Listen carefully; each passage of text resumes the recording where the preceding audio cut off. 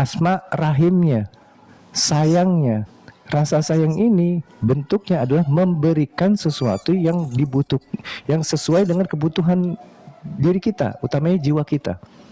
Ketika kita diharapkan bisa mendapatkan suatu kedamaian dari merilis emosi ketakutan, maka kita akan dihadirkan peristiwa yang menakutkan, yang nantinya secara pemahaman kita juga memaknai ini sebagai sesuatu yang menakutkan.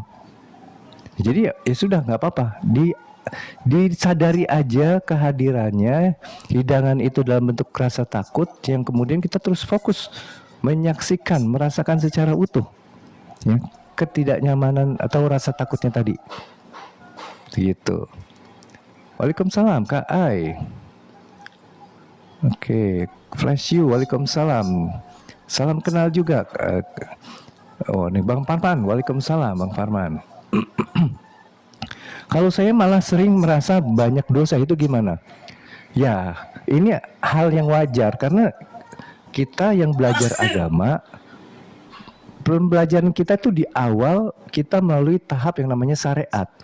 Di dalam syariat itu Anda banyak ajaran atau aturan yang menentukan apakah ini dosa atau ini pahala.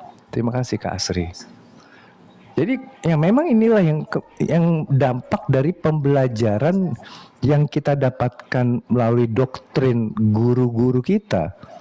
Ketika kita melakukan apa yang dikatakan oleh agama adalah sebuah kesalahan, maka dampaknya kita akan mendapatkan dosa. Ya, ini hal yang lumrah, hal yang wajar gitu loh. Makanya mungkin kita perlu belajar lebih luas lagi pengetahuan dan wawasannya agar kemudian kita itu bisa gitu melihat dengan kejernihan, bukan kita terperangkap di dalam sebuah dogma dan doktrin yang selalu akhirnya kita hadir di dalam cerita kehidupan, di mana di dalam cerita kehidupan itu secara tegas dan nyata bahwa dosa dan pahala ini adalah sesuatu yang harus dihindari, ataupun kalau bentuknya pahala itu sesuatu yang perlu dikejar gitu. Kita tetap hadir sebagai diri ego sebenarnya di situ. Karena ego dia tidak mau menerima sesuatu yang menurut pemahaman atau pikiran logikanya itu sesuatu yang buruk, termasuk salah satunya dosa. Saat kita kebetulan nih, kenapa saya katakan kebetulan? Karena memang sebenarnya kita perlu sadari kesalahan-kesalahan kita itu tidak ada kaitannya dengan kemampuan kita untuk melakukan sebuah kesalahan. Kenapa saya katakan begitu? Karena balik lagi, bagaimana kita itu berpikir, ternyata kita nggak bisa kontrol. Bagaimana kita itu melakukan ke sebuah atau mengambil keputusan, itu juga kita nggak bisa kontrol gitu loh. Jantung ini berdetak kita nggak kontrol. Bagaimana organ di dalam tubuh kita, ginjal berfungsi, hati juga bekerja, semua organ tubuh kita bekerja tanpa kita bisa mengontrolnya. Lalu kalau kita bilang bahwa kita adalah tubuh fisik ini, pada kenyataannya kita tidak punya kemampuan untuk mengendalikan itu semua. Jadi ya lebih baik kita jangan merasa bahwa kita itu ada. Tapi bagaimanapun juga kita sudah terdidik melihat bahwa kita itu ada, dan itu sebenarnya hanya sebuah jalan atau jembatan kita melihat sebuah ketiadaan gitu. Jadi kalau banyak dosa ya sudah. Bagaimana pikiran ini sudah memaknai ketika banyak dosa itu akan menghadirkan sebuah kehidupan yang tidak nyaman di diri kita. Ya tinggal kita kemudian sadari, oke, saya lagi takut kebanyakan dosa karena saya melakukan ini dan itu. Cukup ceritanya hadir sampai di situ saja. Lalu bagaimana emosi itu dihadirkan oleh pikiran yang sudah memaknai tadi, itu yang kemudian digunakan emosi-emosinya sebagai bahan penyaksian. Seperti itu Kak Nisa Umar. Waalaikumsalam Kak Asri. Kak Rabiatul, selamat siang juga. Oke, Kak Sifaullah, waalaikumsalam. Apa efek dari ketergesa-gesaan, kebodohan? Ya. Ketika kita itu tergesa-gesa, cenderung pikiran ini tertutupi oleh ego kita, oleh ketakutan kita, oleh emosi kita. Sehingga kemudian pikiran ini tidak bisa kreatif. Pikiran yang tidak bisa kreatif Mungkin bisa dikatakan juga atau dikategorikan juga sebagai kebodohan seperti itu.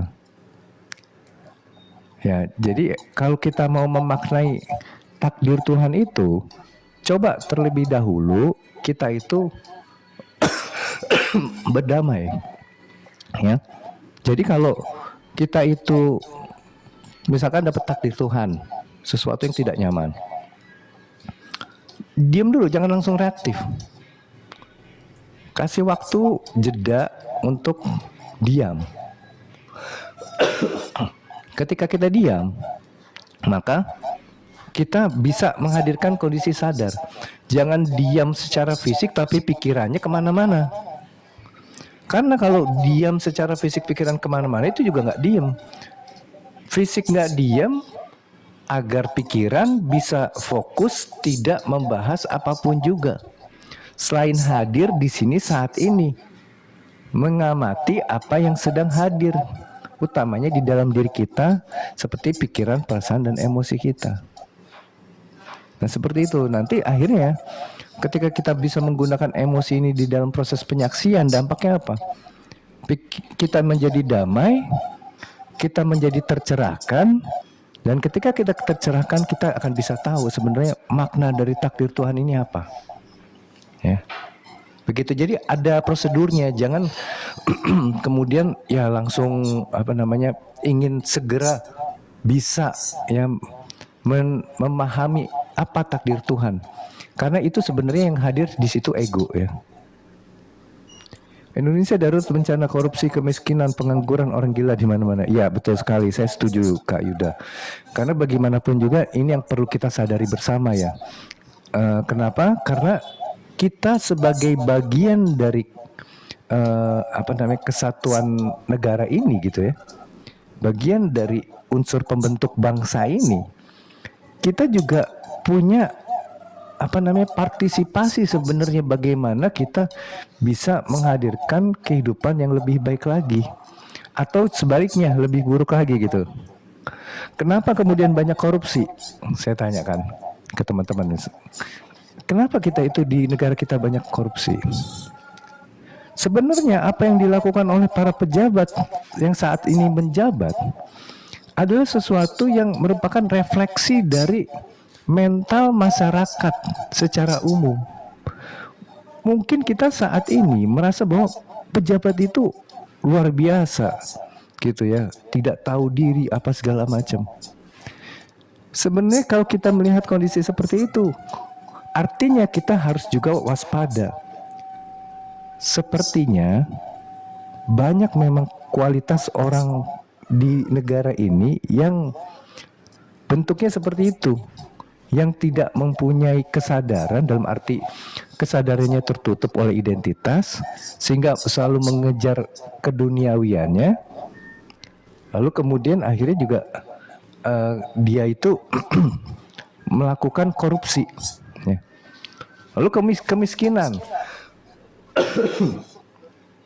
Kemiskinan ini adalah sesuatu yang memang dihadirkan oleh mental kita gitu loh. Miskin atau kayanya seseorang bukan karena dia itu punya uang atau aset dalam nilai tertentu, tapi ketika jiwanya itu tidak pernah merasa cukup, selalu merasa kurang, maka dia akan sebenarnya merasa miskin. Makanya kemudian orang-orang yang sudah kaya dan menjabat jabatan tertentu di negara ini, dia melakukan korupsi ya. Karena mental miskin inilah yang membuat menjadi sumber dari tindakan korupsinya. Ya, lalu kemudian pengangguran. Iya, memang banyak orang yang menganggur. Pada kenyataannya memang kembali lagi yang perlu kita pahami di dalam kehidupan ini bukan kurangnya lapangan kerja. Banyak orang yang mencari pekerja, tapi kenyataannya SDM kita itu tidak bisa memenuhi kualitas yang diminta oleh orang-orang yang membutuhkan tenaga kerja. Jadi jangan kemudian kita nyalahin terus ke orang yang di luar diri kita. Apapun yang kita rasakan ketidakbaikan di negara ini, coba kita lakukan suatu perubahan melalui tahapan merubah diri kita dulu sendiri sebelum kita merubah orang lain. Kita merubah diri kita, perubahan diri kita akan berdampak kepada keluarga kita. Ketika masing-masing orang yang ada di setiap keluarga melakukan hal itu, ini akan menjadi kesadaran kolektif, ya, yang nanti dampaknya akan sangat besar. Cuman kebanyakan kita lebih senang nyalahin orang lain. Tapi itulah kebiasaannya memang kalau kita itu masih di dalam perspektif ego yang selalu ingin benar dan cenderung untuk nyalahin orang lain. Gitu. Ya begitulah. Oke Kak Wawan, terima kasih. Terima kasih kakak dengan pencerahannya, sangat baik untuk jiwa saya. Alhamdulillah. Jadi harus diterima keadaan yang tidak baik. Yes, betul. Jadi tidak baik itu kan versi pemaknaan diri kita, pikiran kita ya. Tapi bagi Tuhan itu baik gitu. Diwajibkan bagimu berperang, apa yang kamu sukai belum tentu itu baik bagi dirimu. Apa yang kamu tidak sukai belum tentu itu buruk bagi dirimu. Aku lebih tahu, dikatakan seperti itu. Ya, jadi ya apa yang gak enak ya coba kita terima dengan benar aja. Cuman penerimaan ini jangan sampai seperti kita menekan diri kita untuk mentoleransi keburukan orang tanpa kita merilis emosi-emosi yang ada di dalam diri kita terlebih dahulu. Betul banget host. Oke kawan, terima kasih.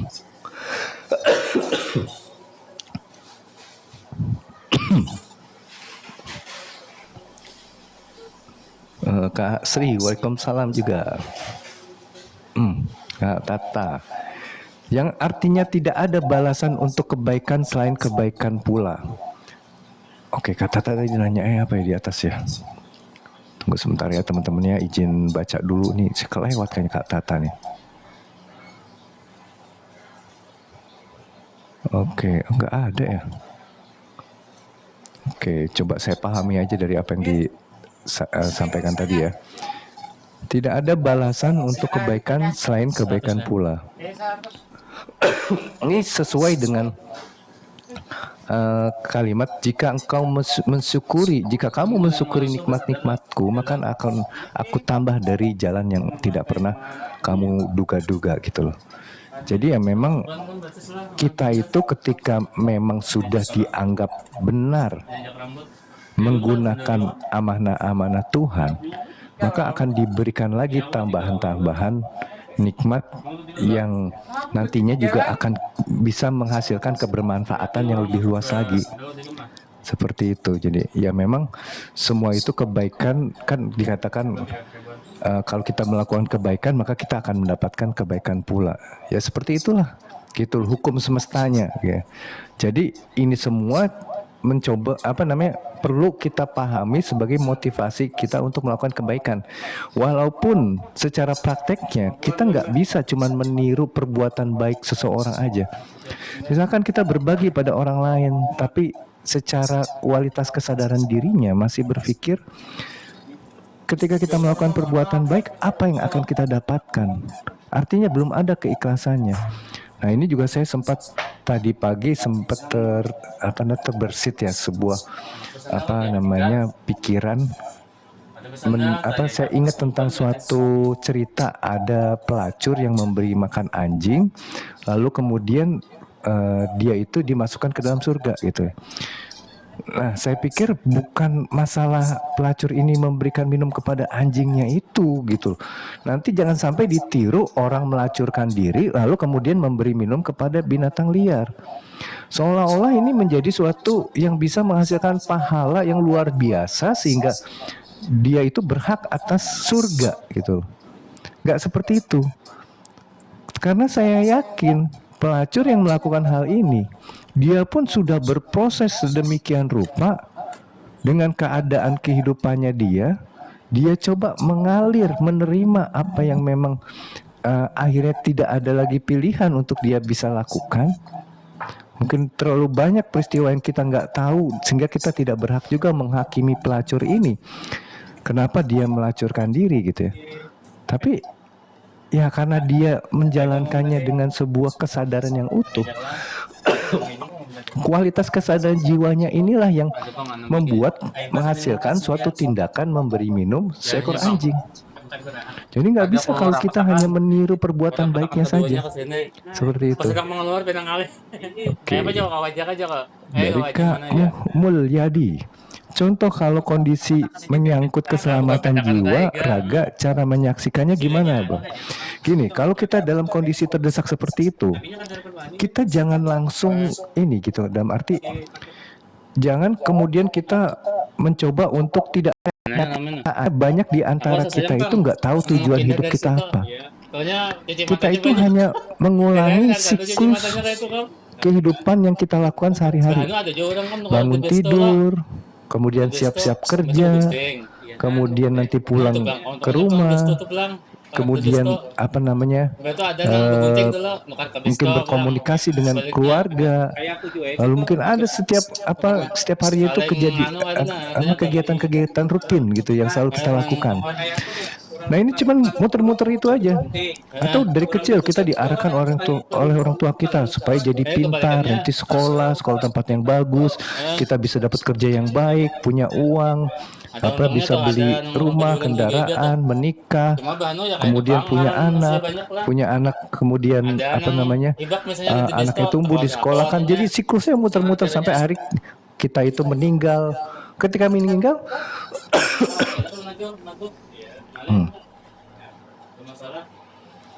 ketika kita meninggal, siklus itu semua kita tinggalkan. Gak ada dampaknya sama sekali bagi jiwa kita. Jiwa kita tuh masih terpenjara oleh identitas kita. Ya. Jadi semua kita lakukan tanpa tujuan. Tujuannya bukan, maksud saya di sini ada tujuan jiwa ini dihadirkan di kehidupan ini. Karena materi ini atau fisik ini, jasmani ini, dunia materi ini ada suatu pelengkap aja atau jembatan agar kita bisa menemukan tujuan utamanya. Gitu.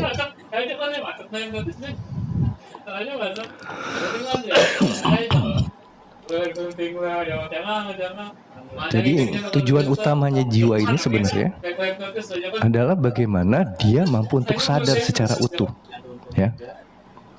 Bagaimana dia bisa memahami bahwa kita itu bukanlah identitas ini.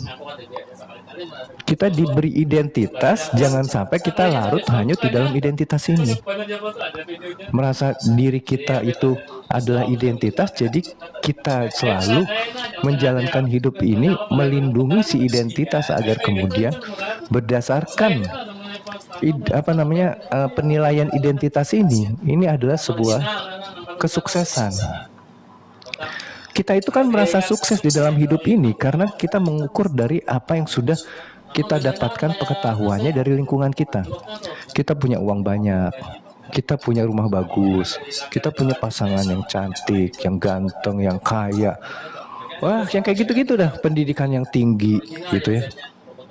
Ya, kemudian ya jabatan segala macam. Ya semua itu bukan berarti kita tidak perlu untuk dapatkan, tapi kita perlu ingat semua ini bukan sesuatu yang nyata.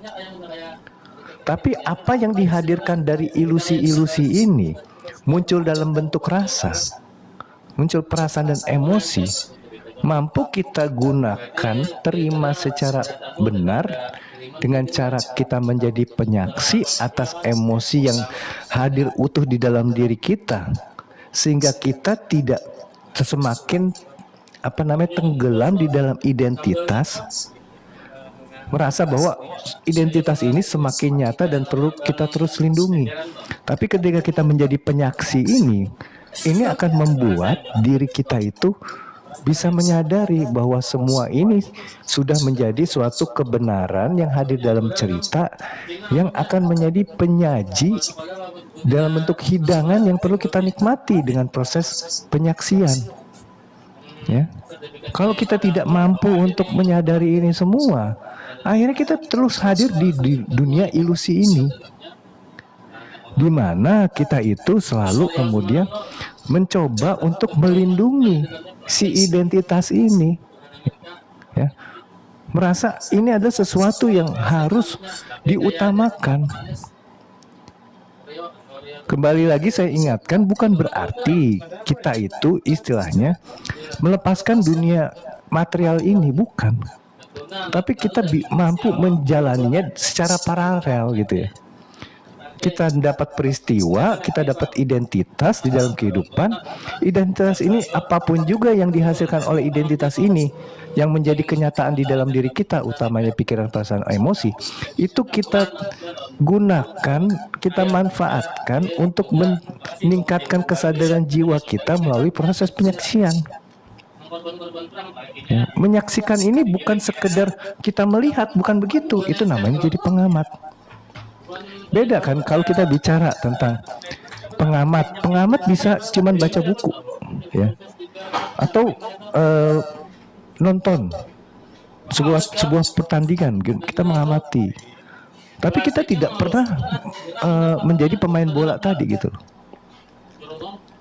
ya.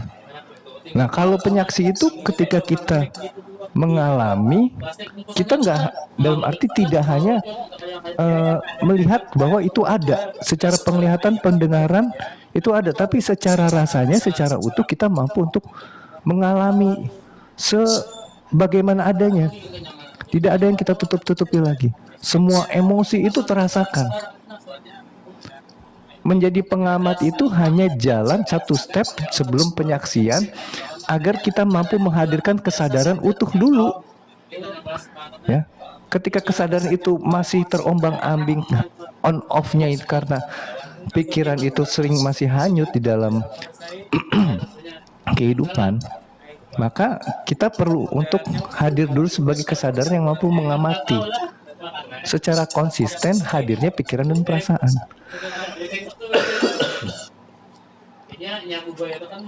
Ya, seperti itu kurang lebihnya ya.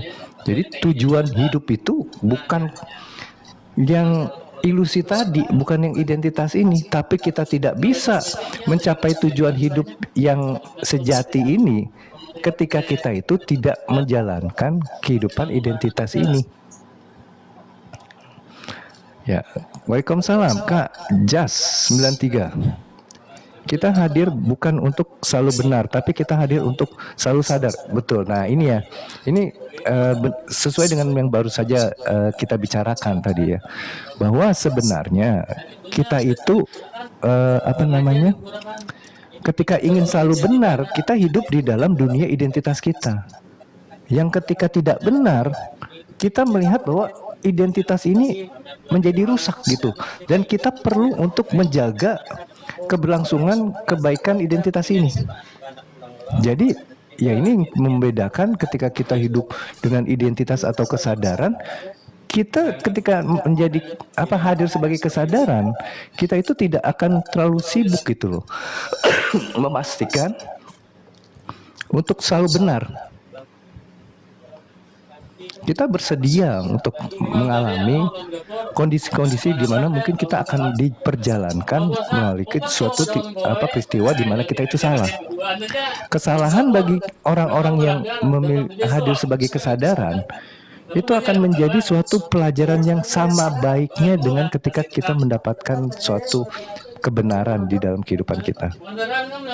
Tidak ada yang lebih baik di antara dualitas ini, baik, buruk, benar, salah, ketika semua itu diterima dengan yang namanya kesadaran. Semua akan menjadi suatu jembatan emosi yang akan menghasilkan kedamaian di dalam diri kita. Oke, kita lanjut lagi. Kang, bagaimana cara membersihkan hati yang masih kotor? Jadi mungkin seperti ini ya. Saya lebih mengarahkannya bukan hanya hati, tapi juga ada jiwa. Walaupun kolb itu, hati itu sebenarnya juga bagian dari perjalanan jiwa juga.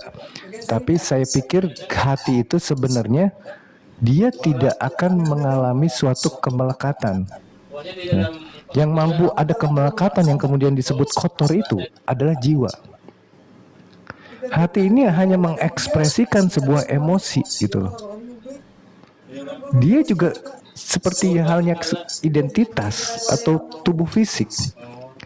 Ketika ada suatu peristiwa dialirkan suatu kesadaran sakit, maka dia akan sakit gitu ya. Sama juga hati atau kolb itu ya begitu. Ya muqallibal qulub sabit qalbi ala dinika wala tu'atika. Ya, hai apa Allah yang maha membolak-balikan hati manusia gitu kan.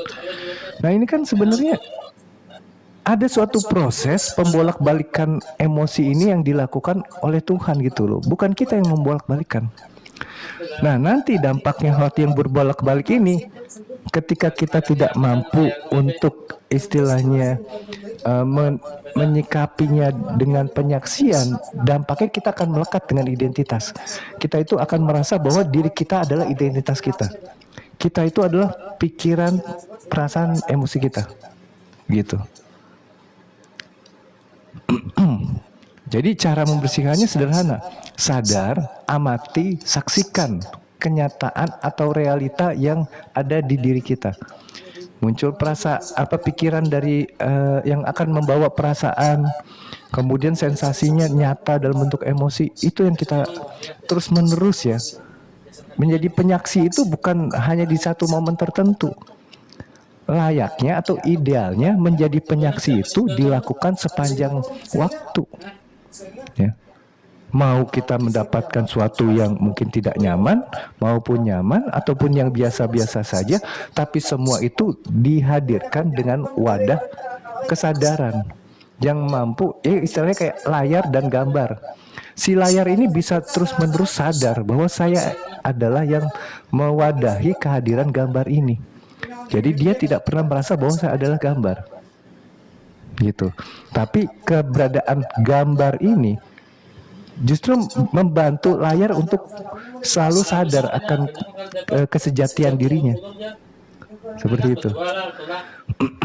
Oke, ini dari Kak Andi tadi, mudah-mudahan bisa dipahami. Teman-teman yang belum dijawab, mohon maaf, harap sabar karena saya coba scrolling dulu sedikit-sedikit ya. Ini masih 50 lebih ya, 60 lebih yang menyampaikan komentar di sini. Oke, yang belum saya scrolling. Cinta damai, waalaikumsalam Kak Cinta damai. Kurang kasih, tidak ada iman. Ya, betul. Oke, Kak Lorbi, atau kurang beriman. Jadi iman itu juga sesuatu yang harus melalui proses mengalami. Karena nggak mungkin kita dikatakan kalau kita nggak mengalami, kita cuma percaya. Teman-teman misalkan katakan bahwa Tuhan itu ada, lalu teman-teman dengan bangganya mengatakan saya beriman kepada Allah gitu. Dari mana teman-teman bisa membuktikan ketika teman-teman tidak mengalaminya sendiri gitu? Gak bisa kita dikatakan beriman ketika kita tidak mengalami pengalaman berketuhanan. Ya. Jadi sebenarnya nanti kalau kita beriman kepada kitab, ya kitab yang seperti apa sebenarnya gitu. Bagaimana cara mengalami beriman kepada nabi gitu kan. Malaikat yang seperti apa? Semua itu ada di dalam diri kita. Yang kalau kita sadar menjalaninya, ini akan menjadi sebuah pengalaman keimanan. Hanya saja kebanyakan kita tidak memahami bagaimana mengimani yang tadi yang ada di rukun iman tadi gitu. Gitu. Oke Kak Lorbi. Maka negara hancur lebur. Ya kembali lagi setuju kalau dampaknya orang yang nggak beriman itu ya pasti nanti dia secara kuat kesadarannya hadir sebagai ego yang ingin terus menghasilkan sesuatu yang bisa mendatangkan kenyamanan, keamanan, ketenangan. Seperti itu. Makanya saya banyak menyampaikan pengetahuan di room ini. Sesuatu yang mungkin kita bisa kenal sebagai pengetahuan tauhid ya. Karena memang kalau saya coba dalami lagi, selama masih saya sebagai diri yang terpisah dari Tuhan, masih ada saya yang punya kemampuan,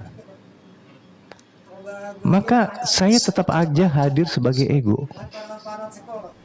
Ego yang ya tadi merasa bahwa dirinya adalah identitas. Jadi kalau kita memang mau menuntaskan tujuan hidup kita, jangan sampai kita itu masih hadir sebagai ego tadi, yang ingin menentukan perjalanan hidupnya seperti apa, yang tidak mau mengalami sesuatu yang mungkin tidak menyenangkan, yang secara utuh tidak mau untuk menjadi penyaksi di dalam kehidupan.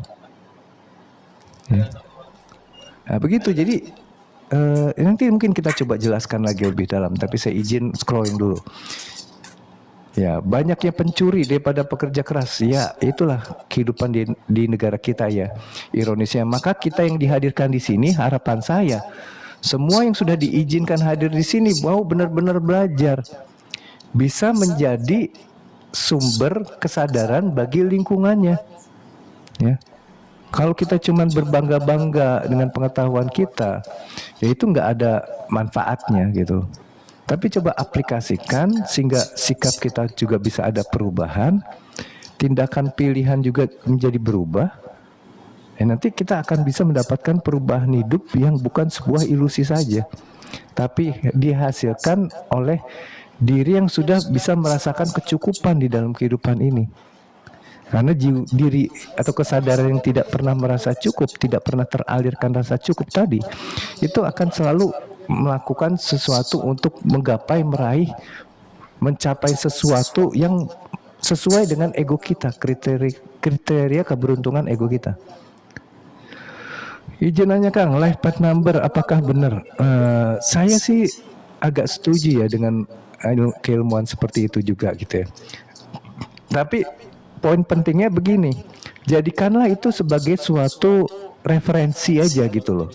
Jangan seperti kita istilahnya terpaku oleh kondisi itu, yang nantinya kita itu justru terpengaruh masuk di dalam sebuah pemahaman pengetahuan life path number yang akan menjadi identitas kita. Jadi jangan kemudian segala sesuatu yang kita dapatkan dari pengetahuan-pengetahuan dari sekeliling diri kita, itu justru membuat kita itu terjebak kepada atau masuk hanyut di dalam identitas diri gitu loh, bukan kesejatian diri. Oke, Bu Ikun, waalaikumsalam. Terima kasih Bu Ikun doanya. Cari ilmu curi, oke. Kak Lorbis, mantap. Ya itulah kebiasaan kita ya. Bukan semesta tapi Allah. Ya, betul sekali. Jadi kembali lagi teman-teman ya.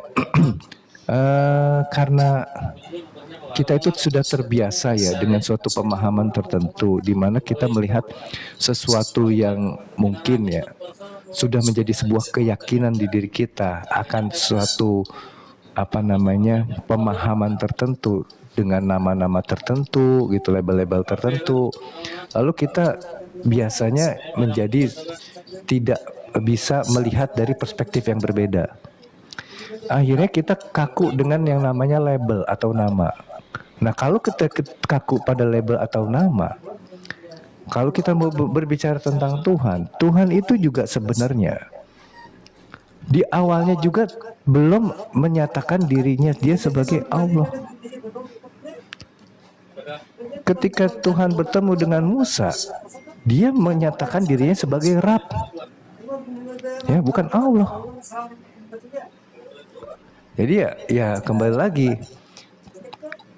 kalau kita melabeli Tuhan dengan hanya sebuah nama, yang perlu kita waspadai adalah jangan sampai pelabelan ini justru mengecilkan kemahabesaran Tuhan. Ya. Nah, yang ini cuma insight aja buat kita semua agar kita bisa memahami. Sebenarnya nama ini dihadirkan untuk mempermudah manusia mengenal dirinya. Tapi dia punya banyak nama. Dalam Asmaul Husna itu nama-namanya semuanya. Yang pada kejadian malaikat itu protes kepada Tuhan.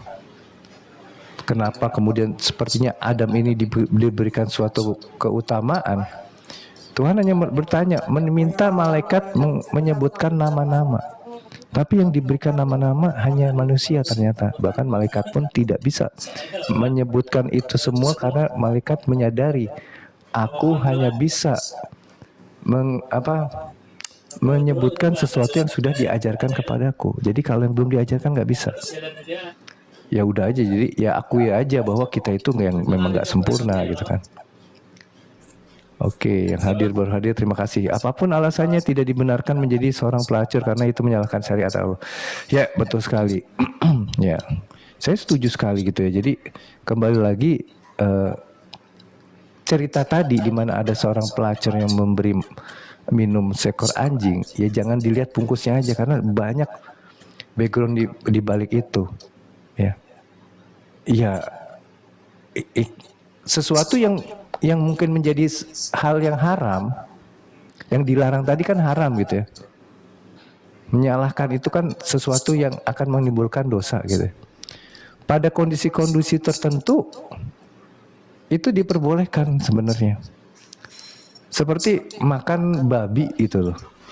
Ketika kita itu dalam kondisi memang nggak ada lagi pilihan, tentunya ini harus jujur ya teman-teman ya. Jangan kemudian kita itu punya kesempatan yang lain, tapi kita memilih yang lebih nyaman buat diri kita. Ya. Nah ini yang perlu kita sadari, jangan sampai kita memanipulasi. Oke, ini ada yang mau ini nih, apa namanya, PKPK kayaknya invite saya.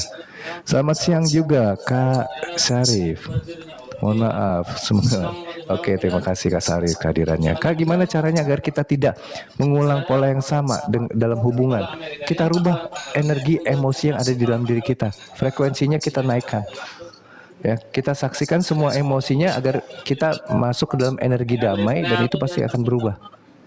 Gitu. Hari ini Waalaikumsalam. Terima kasih sudah hadir mau menyimak. Oke, lanjut lagi. Izin koreksi Bang, mungkin judulnya lebih cocok petunjuk yang disampaikan oleh Allah lewat alam semesta. Ya, cuman nggak cukup. Ini kan terbatas ya, judul itu terbatas nih, kata-katanya paling cuman cukup 3-4 kata, kalau pendek ya bisa. Tapi kalau panjang nggak bisa gitu. Iya, tapi terima kasih sarannya. Karena semesta itu makhluk Allah. Iya, betul sekali. Saya setuju semesta itu makhluk Allah. Tapi Allah menyatakan begini, aku meliputi semua ciptaanku. Makhluk Allah itu kan ciptaannya. Artinya di sini saya mungkin ketika saya mengatakan semesta, pemahamannya adalah Allah yang mewujud di dalam ciptaan-ciptaannya, di mana di situ ada yang namanya hukum sistem ya, yang mengatur kehidupan materi ini gitu, dengan sifat dan asmanya. Seperti itu. Mungkin saya sedang ingin menyebut Rab di sini ya, yang sifatnya mengurus, memelihara, mendidik, membimbing, mengarahkan dari satu tahapan ke tahapan berikutnya menuju kesempurnaan. Oke, salam damai juga Kak Sony Jaya. Menurut Kang Ari, ritual untuk membersihkan jiwa atau jiwa yang bersih dulu untuk melakukan ritual. Begini, ritual juga sebenarnya kan harus dilihat secara universal ya. Karena ritual itu sebenarnya suatu cara yang yang bentukannya spesifik ya. Dan itu akan menghasilkan suatu kondisi tertentu. Ritual masak, itu juga ritual masak ya. Ritual ke sekolah, gimana? Bangun pagi, kalau nggak bulan puasa, sarapan dulu, atau kemudian juga kita habis bangun, mandi, kemudian ganti baju, kemudian itu ritual semuanya. Ya. Tujuannya apa? Ke sekolah nantinya. Itu. Jadi membersihkan jiwa juga ya pakai ritual. Ritualnya apa? Namanya penyaksian. Mulai dari mana startnya? Sadar dulu, amati, lalu saksikan emosinya. Maka itu akan membersihkan jiwa. Bahkan kalau kita lihat secara esensi, ritual di dalam penyaksian itu menjadi esensi dari ritual dari wudhu ya. Ketika kita wudhu itu sebenarnya kita lagi membersihkan jiwa kita. Makanya kalau kentut itu bukan cuman dibasuh bokongnya aja. Karena sebenarnya yang perlu kita sadari ketika kita buang angin, ada sesuatu kondisi di mana kita belum fokus, sehingga banyak pikiran ini men-trigger asam lambung yang akan menghasilkan gastro. Nah, disitulah kemudian diberitahu oleh Allah bahwa kamu tuh belum damai. Ya, ulangi lagi.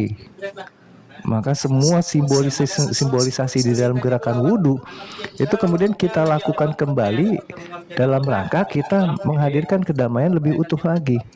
Jadi bukan masalah bagaimana luasan air yang terkena di tangan, bukan juga bagaimana kemudian kupingnya itu dibasuh gitu loh. Jangan sampai yang seperti ini bagi saya nggak pas lah kalau dijadikan keributan gitu loh. Hanya karena kita mungkin mendapatkan suatu informasi dari figure of authority mungkin di luar Indonesia nih, katakan dia itu udah hebat segala macam. Kembali lagi, perbuatan baik bagi Allah itu bukan sesuatu yang bisa dianggap sebagai prestasi. Kenapa saya berani mengatakan begitu? Karena di Quran juga dinyatakan ada golongan orang-orang yang melakukan amal soleh tapi dia menjadi penduduk neraka.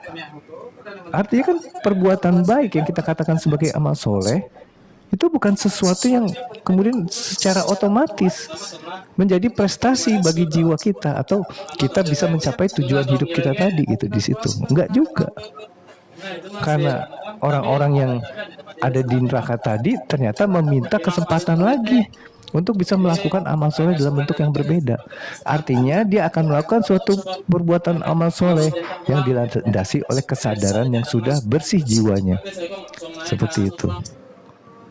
Hati itu suci, ya mas, kekotoran ada pada jiwa. Iya, hati itu suci sebenarnya. Bagi saya sih suci. Dia itu cuma menjadi alat kok untuk menampilkan, memberi pendidikan kepada jiwa gitu loh. Dia memberi rasa, dia dihadirkan emosi yang nantinya akan bisa dihadirkan jiwa. Hati itu bagian dari proses perjalanan jiwa itu untuk bisa terbuka kesadarannya. Mungkin dengan kata lain, hati ini adalah tempat pendidikan jiwa gitu loh. Karena amanat dari dalam mana maupun dari luar kelak akan dipertanggungjawabkan. Ini apakah flash you ya tadi ya? Ya betul ya. Semua yang diberikan kepada kita sebagai fasilitas atau kita sebut sebagai amanah, ya pasti itu akan diminta pertanggungjawabannya. Ya dalam arti ya apakah ini sudah diterima dengan tepat gitu ya. Kak Apipudin siang juga Kak Apipudin. Oke, lanjut lagi, kita scrolling. Gabung, oke Kak Jamal, terima kasih sudah hadir gabung. Karaman, Allah banyak nama dan mewujud dari berbagai wujud, maka tidak ada yang serupa baginya. Nah, saya setuju ya, Kang Rahman ya. Jadi memang jangan kita mengecilkan Allah lah gitu loh. Karena sebenarnya Allah itu maha besar, dia itu ya kalau kita mau bisa atau mampu diizinkan untuk benar-benar mengenal dia, tidak perlu nama gitu loh. Ya nama ini untuk bisa menghadirkan dia gitu loh, lebih jelas kepada manusia gitu. Karena dia itu memang sumber dari cinta. Cinta itu tidak ada lagi kebutuhan. Waalaikumsalam Kak Wardani. Jalan yang lurus adalah jalan yang penuh kesadaran. Nah, oke, Kak Danu. Ini kan saya sering membahas tentang jalan yang lurus ini di dalam pembahasan surat Al-Fatihah ya. Tunjukilah kami jalan yang lurus. Ketika ditunjuki itu pemahamannya kita tidak hanya dikasih tahu terus suruh jalan sendiri. Artinya kita harus ketika ditunjuki itu kita mampu terus menghadirkan Tuhan sebagai pembimbing diri kita. Itu namanya ditunjuki gitu loh. Lalu jalan yang lurus itu seperti apa? Di ayat berikutnya dinyatakan, yaitu jalan orang-orang yang telah engkau beri nikmat. Telah berarti ada suatu kondisi yang sudah terjadi di masa lampau ya. sudah diberi nikmat. Nikmat itu apa? Nikmat itu bukan rasa senang, rasa nyaman, bukan.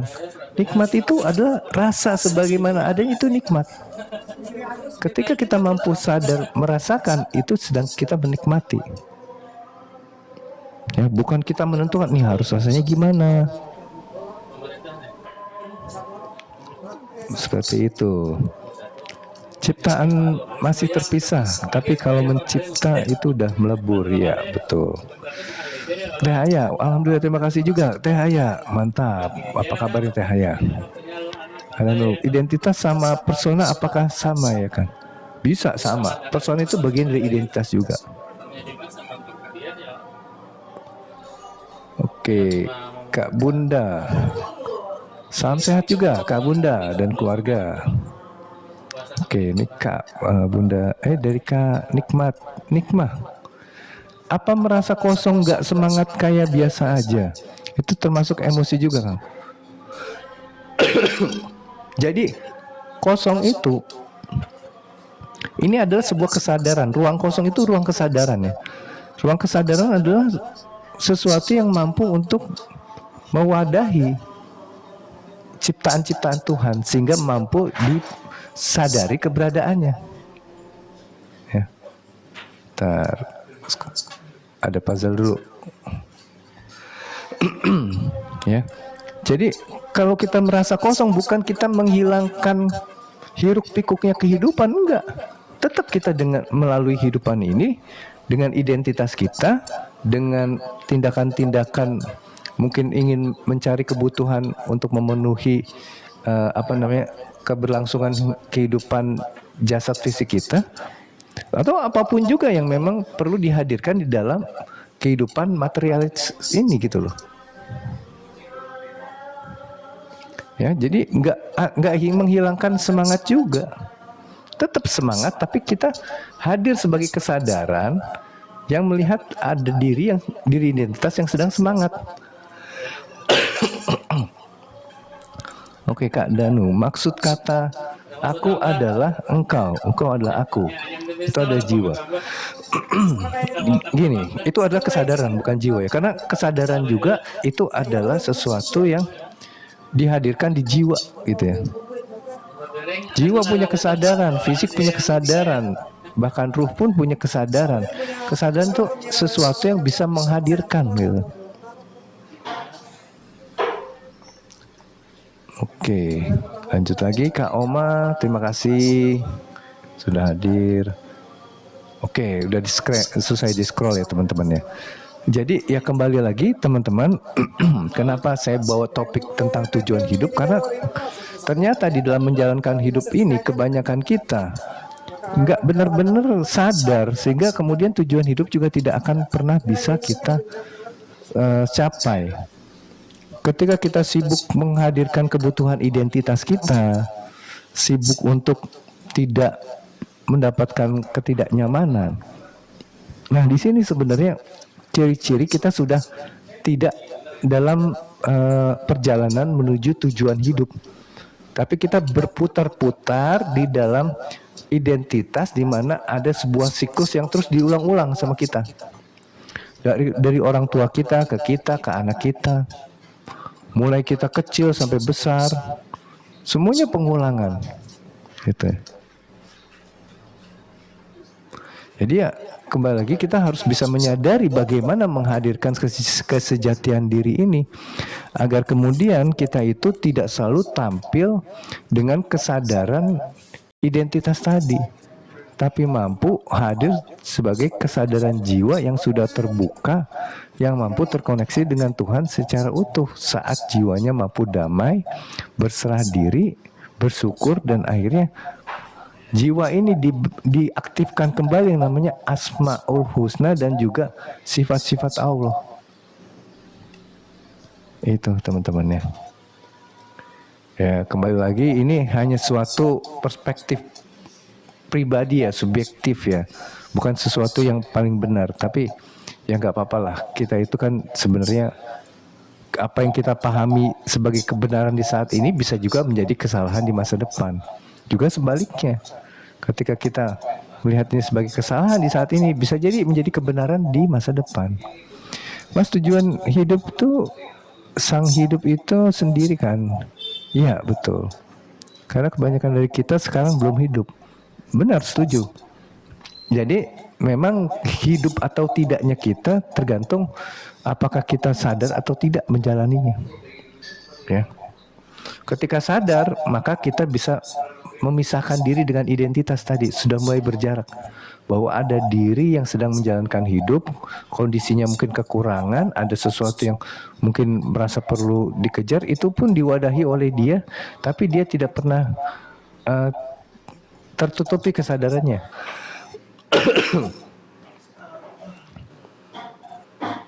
Jadi hidupnya itu ketika kita sadar secara utuh gitu ya. Oh, tadi ada yang kepencet, diabaikan aja ya teman-teman ya. Tadi saya lagi geser, ternyata masuknya ke invitation. Gimana? Ada lagi teman-teman yang mau bertanya mungkin? Jadi kembali lagi, jangan hidup dengan siklus yang terus diulang dari orang tua kita ke kita. Dari kecil diarahkan untuk belajar, ya. Belajar kemudian diarahkan untuk bisa mendapatkan sekolah yang baik diarahkan dapat perguruan tinggi yang baik, dapat pekerjaan yang baik, jabatan yang baik, jadi kaya, punya harta. Jangan begitu. Karena tujuan hidupnya di situ tidak akan pernah bisa tercapai.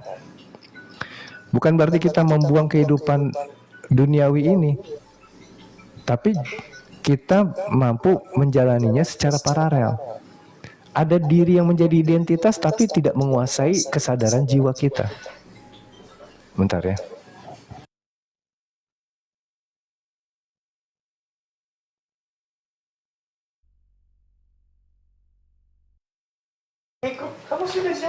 Ya, jadi kembali lagi, supaya perjalanan hidup kita ini tidak sia-sia, karena Tuhan tidak menciptakan segala sesuatu secara sia-sia, maka agar kita bisa kembali ke Tuhan pun kita juga harus bisa tidak menyia-nyiakan perjalanan hidup ini.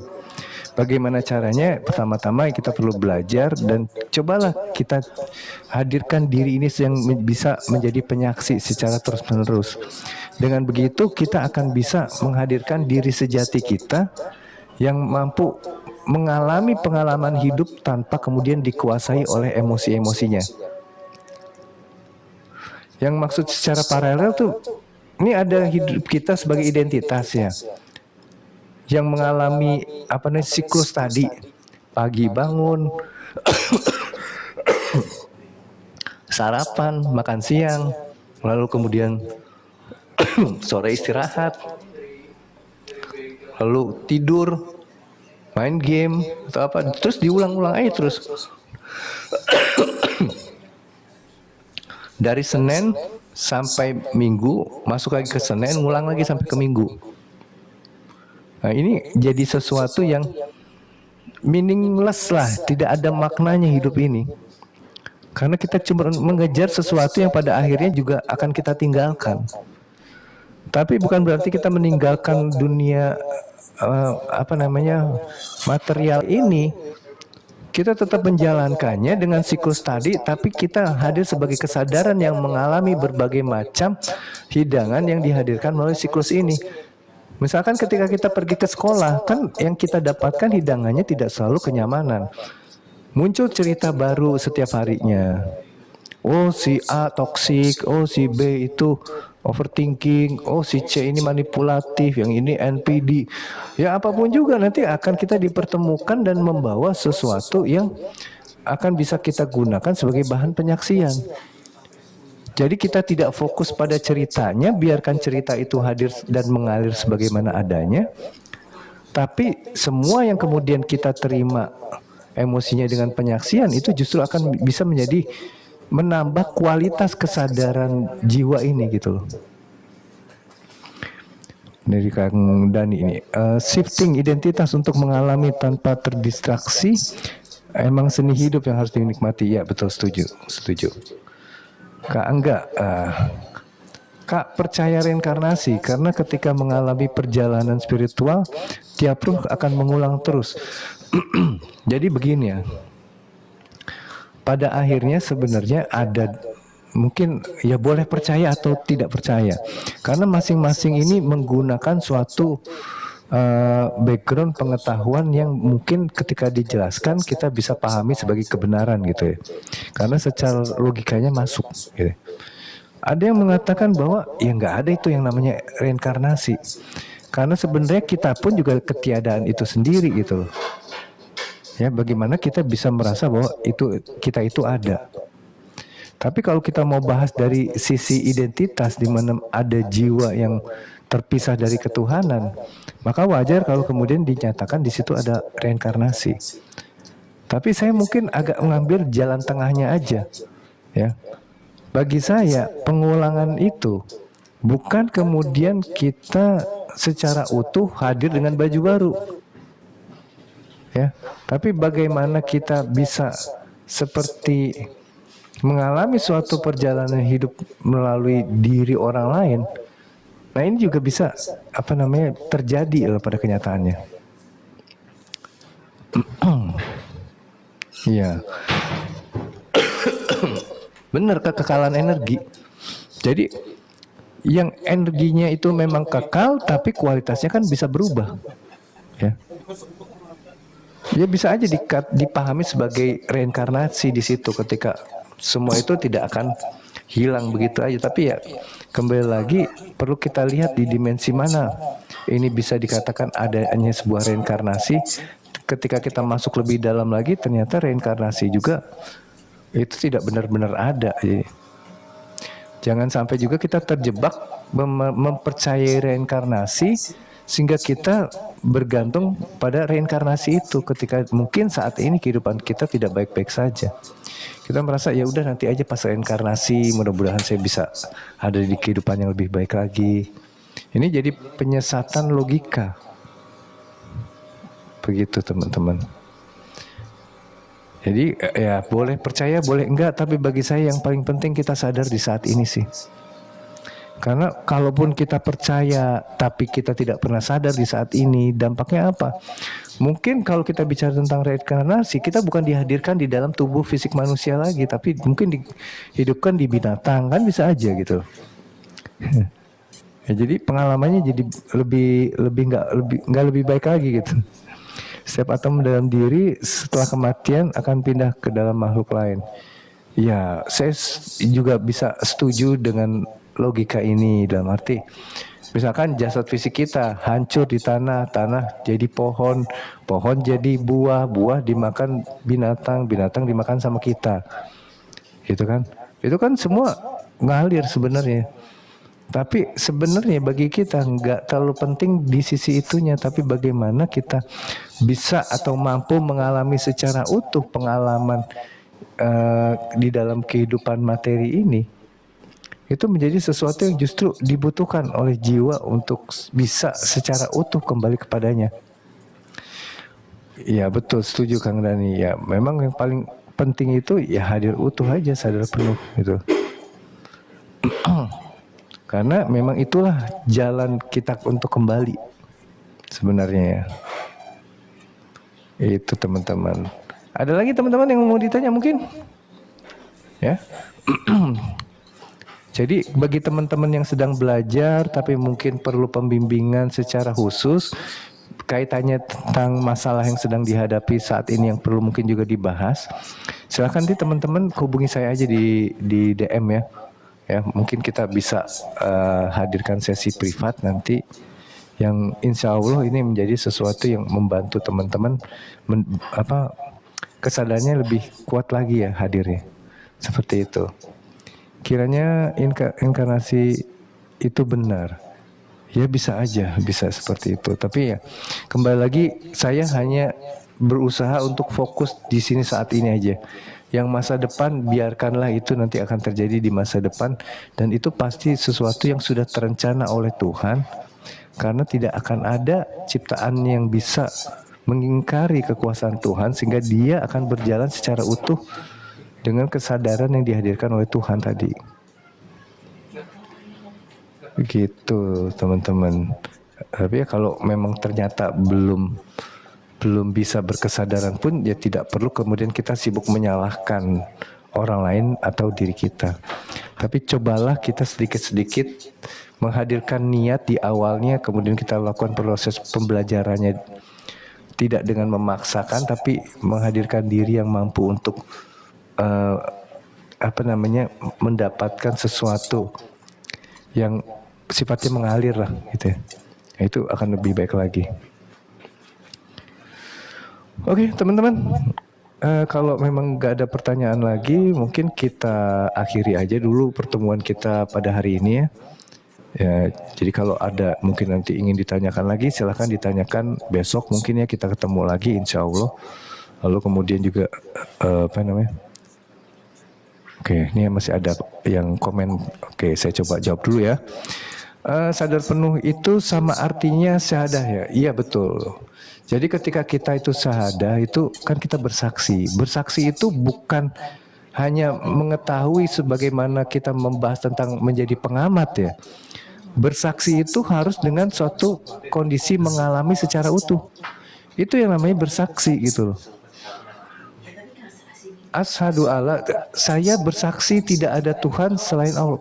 Apakah kita pernah mengalami pengalaman berketuhanan dan kita mampu ini selaras dengan semua pengalaman yang kita dapatkan di dalam kehidupan ini?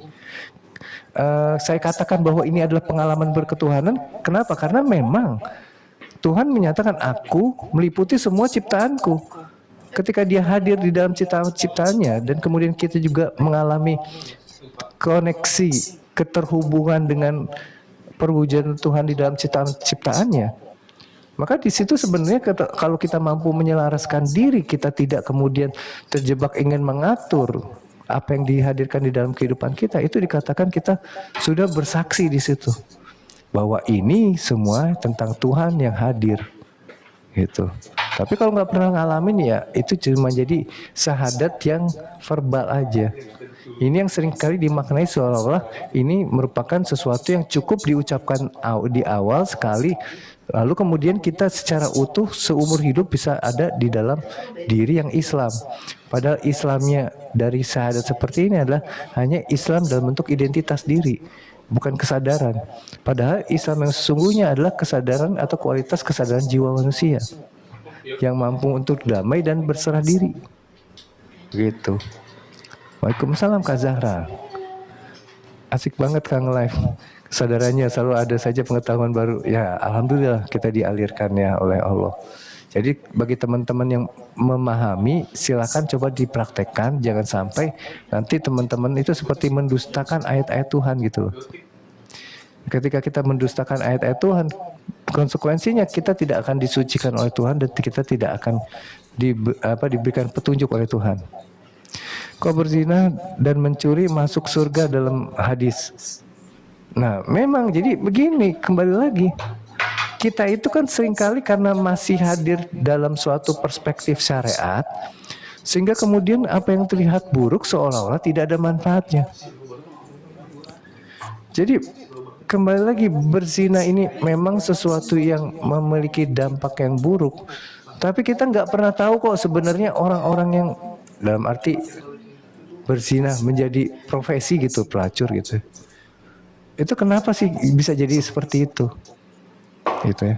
Tapi yang kembali lagi, sesuatu yang buruk secara aturan Tuhannya, pasti dia juga akan mendapatkan konsekuensi yang tidak nyaman.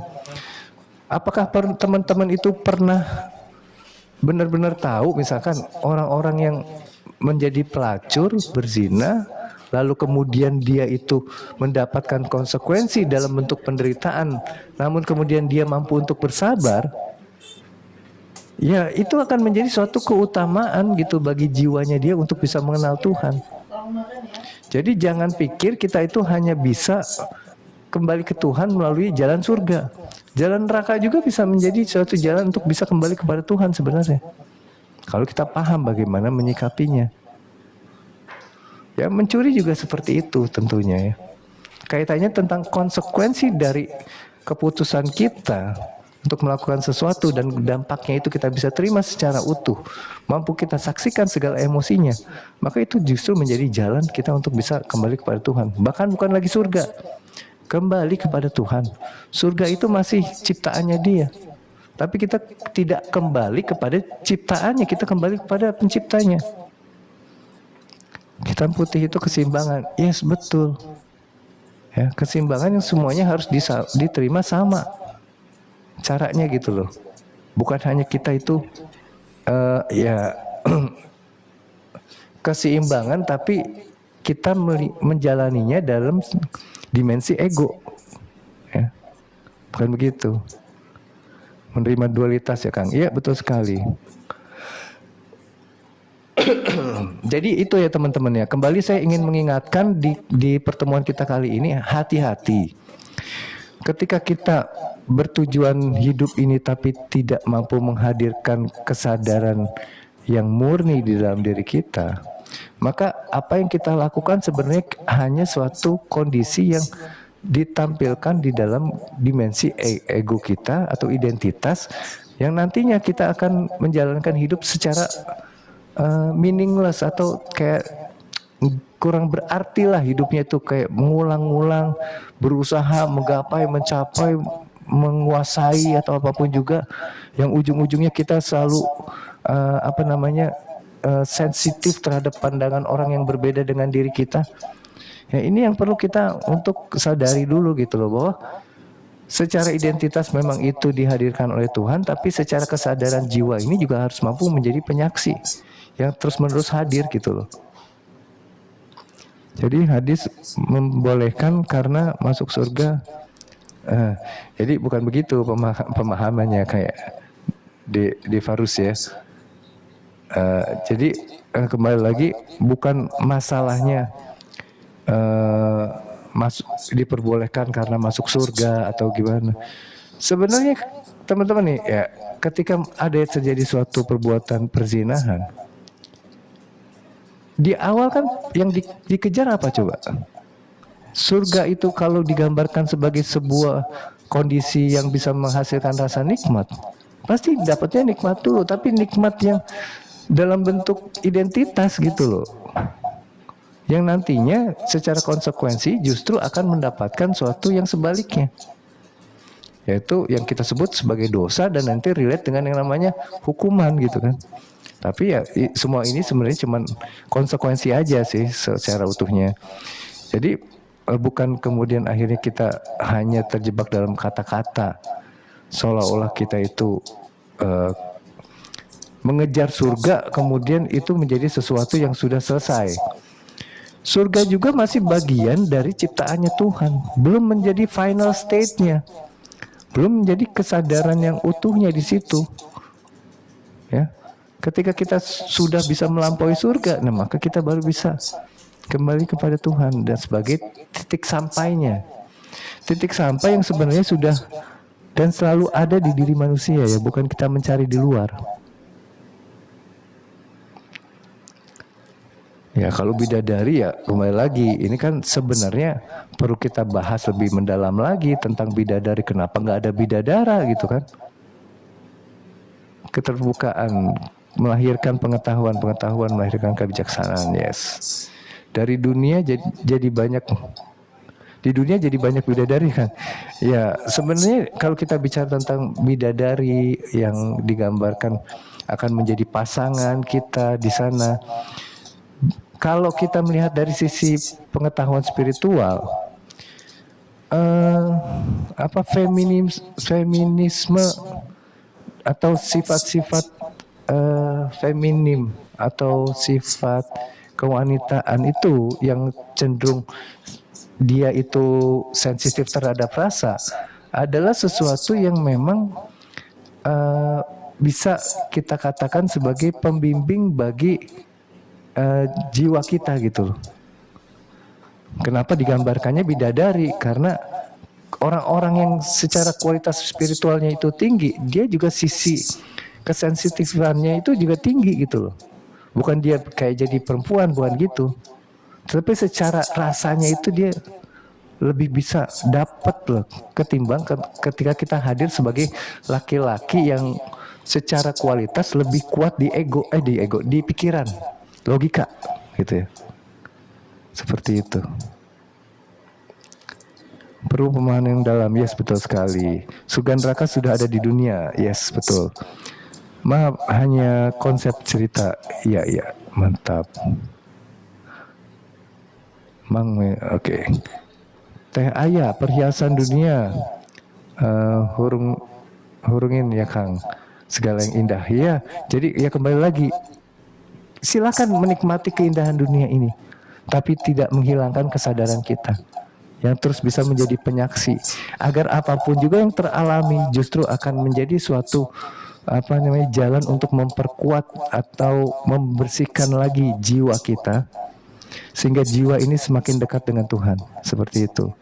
Jadi tidak kita menghilangkan identitas ini, tapi mampu menselaraskan antara kesadaran yang murni ini dengan identitas yang terus-menerus hadir sebagaimana dia akan dihadirkan oleh Tuhan melalui perjalanan-perjalanan yang diberikan oleh Tuhan juga tentunya. Kesadaran utuh itu tidak semestinya terus mengurus, tapi sadar itu sudah melampaui gitu kan maksudnya. Iya betul sekali. Menghilangkan keakuan semua itu asal satu, ya betul. Jadi memang kembali lagi tauhid itu suatu ajaran yang memang perlu kita pahami secara baik ya, karena dengan tauhid itu kita nanti akan meniadakan ego ini. Ego ini tidak lagi dilihat sebagai sesuatu yang hadir tanpa kekuasaan Tuhan, tapi semua ini merupakan gambaran keutuhan dari perwujudan Tuhan gitu ya. Seperti itu teman-teman. Oke teman-teman, terima kasih sudah hadir kembali di room ini, sudah ngobrol-ngobrol kita sejenak tentang kesadaran dan juga spiritual. Mudah-mudahan ada sesuatu yang teman-teman bisa dapatkan ya. Jika memang ada sesuatu yang bermanfaat, bisa dipahami, tolong kemudian dipraktekkan, karena dengan mempraktekkan itu lalu kita bisa mendapatkan kedamaian. Kalau kita itu hanya memenuhi pikiran kita dengan pengetahuan, itu tidak akan membuat kita menjadi lebih baik lagi. Karena semakin banyak berpikir, pada kenyataannya justru akan menutupi kesadaran diri kita. Bukan berarti kita tidak boleh berpikir, tapi jangan sampai pikiran-pikiran ini secara utuh menguasai kesadaran jiwa kita. Itu aja mungkin teman-teman. Mohon maaf jika ada sesuatu yang kurang pas tadi disampaikan. Wabillahi taufiq wal hidayah. Wassalamualaikum warahmatullahi wabarakatuh. Sampai ketemu lagi teman-teman besok. Insya Allah. Nambah yang 400 malam nggak? Ya, pamit dulu semuanya. Yang nambah mundurnya lah. Mundur aja kita, mundur burit aja. Atau boleh tahu usahakan ya, rugi bener. Tapi belinya ada bojong, terus kita misalnya 1.500.000 kan, atau naik modal kan, nah misalnya 1.400.000 kan, 400-nya menambah bulan semalam. Nah, apa kita tahu usahakan ulang bulan ketiga, misalnya 1.500.000 bulan ini nah 400-nya kan tambah, 1 jutanya bayarin kan. Jadi 100-nya kan ada ujungnya 100. 1.600.000. Mau minus, ada kawan. Semuanya lah kawan. Bulan pertama ya wajar lah orang banyak tahu lagi ya Allah. Menambah 400 bulan pertama.